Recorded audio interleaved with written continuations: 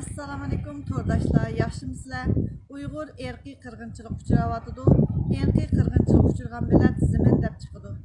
Siz avtonomiya talab qilganga o'xshash, bizning o'zimizning fikr erkinligimiz va bizning tanlash huquqimiz va siz bizning vakilimiz emas. Hech kimning vakili emas.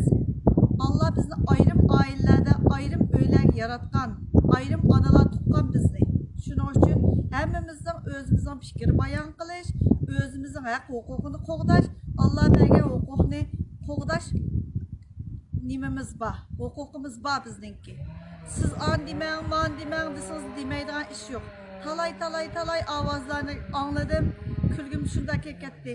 Tünögün endi yağlıq vəqəsi, ayaqlışmam saqal vəqəsi çıxıdı deb saptıkenmi? Rast saqalının başını nıptı. Hem de galite inkaslar. Lekin biz özümüzün derdini anlatımız, özümüzün məqsədini uqturumuz.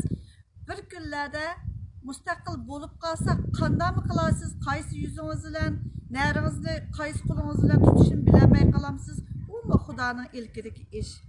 Uyghur erkiy qirg'inchilik uchrayotidi. Erkiy qirg'inchilik uchragan millat zimin deb chiqadi. Uyg'ur cho'qim dast tura oladi. Rahmat sizlarga.